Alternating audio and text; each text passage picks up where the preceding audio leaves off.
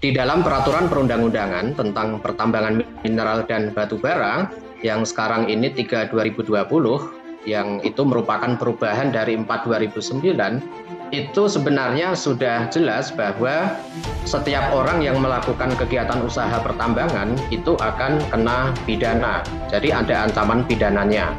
Bahkan melalui perubahan undang-undang yang terakhir pun juga sudah ditegaskan seperti itu. Cuman persoalannya adalah penegakan hukumnya yang masih dinilai kurang tegas, ya.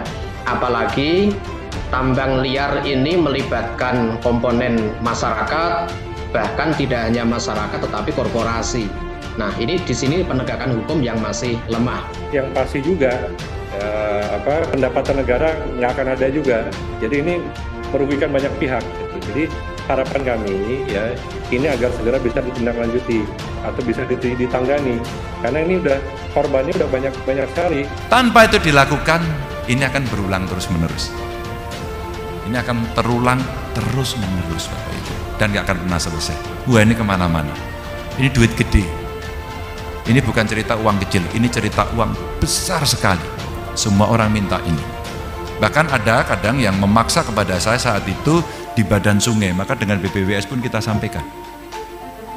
Ya kalau sudah itu backingnya itu politisi, backingnya aparat, oknum-oknum yang melakukan itu, maka kita menjadi rumit, tidak bisa menyelesaikan. Yang rugi siapa? Rakyat, Bapak Ibu. Heboh, Ganjar mau gerebek tambang ilegal galian C. Apa itu? Usulkan adanya tambang rakyat gitu ya. Jadi galian C-nya diurus oleh rakyat, tapi pada tidak mau. Saya tahu memang backingnya gede-gede. Ya, backing itu pasti. Karena kita pengaduan, berkali-kali kita melakukan pengaduan, seakan tidak ada sentuhan dari penegak hukum. Entah ada oknum dari aparat TNI maupun oknum aparat Polri, pelanggaran ini belum ditindak secara maksimal dan belum ditindak secara tegas. Kalau ada backingannya, makanya kita minta untuk dilaporkan pada kita siapa yang ada di belakangnya, agar kita tahu mana yang legal dan mana yang ilegal. Setelah itu kita serahkan sama penegak hukum. Maka penegak hukum kita minta betul-betul perannya untuk berdiri paling depan. Ya, buat saya, kalaupun ada backingan begitu, sejauh pengalaman saya ya, masih bisa kita ajak bicara kok. Saya kan juga sekarang bertugas di daerah juga. Kita bicara, biasanya masih bisa, apalagi kalau Pak Wali Kota, Pak Gubernur sudah turun ke lapangan, mestinya bisa. Apapun bagi aparat, pejabat-pejabat pemerintah di daerah, rasa saling menghormati dan saling menghargai itu masih ada. Beberapa waktu belakangan ini publik dihebohkan dengan cuitan Wali Kota Solo Gibran Rakabuming Raka mengenai maraknya aktivitas tambang ilegal galian golongan C yang berada di Klaten, Jawa Tengah. Bahkan Gibran menyebut aktivitas tambang di wilayah tersebut dibackingi oleh sosok yang cukup mengerikan. Adapun ucapan Gibran tersebut langsung ditindaklanjuti oleh Gubernur Jawa Tengah Ganjar Pranowo. Ganjar pada Senin langsung mengadakan rapat koordinasi dengan Bupati dan Wali Kota menyikapi masalah tambang ilegal. Para pemimpin daerah di Jawa Tengah sepakat untuk membuat deks pelaporan untuk menerima laporan masyarakat. Dari laporan tersebut, Ganjar tak segan untuk menggerebek tambang ilegal yang semakin meresahkan masyarakat tersebut. Saya usul konkret saja, kita kasih nomor handphone untuk melaporkan. Setelah itu kita gerebek bareng-bareng, ungkapnya saat rakor, mengutip dari tayangan video yang diunggahnya dalam akun Twitternya @ganjarpranowo pada hari Senin. Lantas apa sebetulnya tambang galian golongan C itu?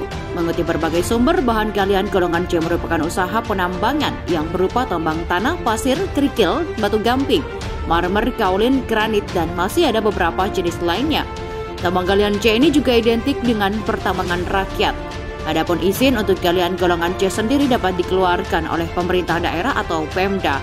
Anggota Komisi 7 DPR RI dari fraksi PKS Mulyanto menilai, pemerintah seharusnya dapat proaktif menertibkan pertambangan liar galian C. Apalagi pertambangan bahan galian C saat ini sudah menjadi kewenangan pemerintah daerah.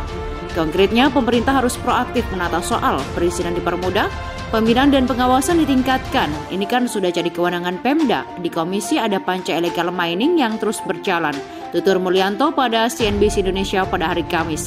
Seperti diketahui, Presiden RI Joko Widodo sudah menerbitkan aturan baru berupa Peraturan Presiden atau Perpres nomor 55 tahun 2022 tentang pendelegasian pemberian perizinan berusaha di bidang pertambangan mineral dan batu bara atau minerba.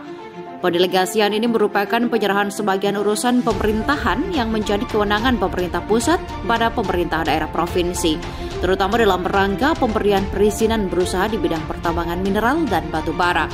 Dalam Undang-Undang Nomor 3 Tahun 2022 tentang Pertambangan Mineral dan Batu Bara UU Minerba, Pasal 35(4) dinyatakan bahwa pemerintah pusat dapat mendelegasikan kewenangan pemberian perizinan berusaha kepada pemerintah daerah provinsi sesuai dengan ketentuan peraturan perundang-undangan. Di dalam Pasal 2, pendelegasian meliputi pemberian sertifikat standar dan izin, kemudian pembinaan atas pelaksanaan perizinan berusaha didelegasikan, serta pengawasan atas pelaksanaan perizinan berusaha yang didelegasikan.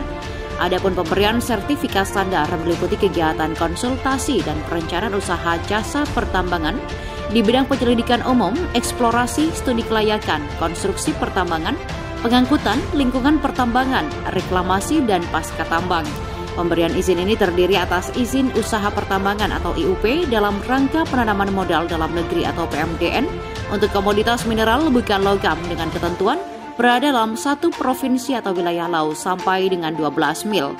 Lalu IUP dalam rangka penanaman modal dalam negeri untuk komoditas mineral bukan logam jenis tertentu dengan ketentuan berada dalam satu daerah provinsi atau wilayah laut sampai dengan 12 mil laut.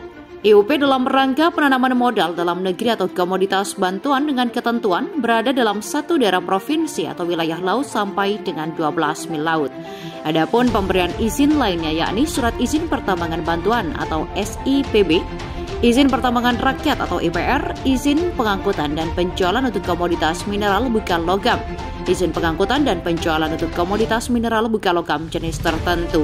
Kemudian izin pengangkutan dan penjualan untuk komoditas bantuan, izin usaha jasa pertambangan atau IUCP untuk suatu daerah provinsi, IUP untuk penjualan komoditas mineral bukan logam, IUP untuk penjualan komoditas mineral bukan logam jenis tertentu, dan IUP untuk penjualan komoditas bantuan.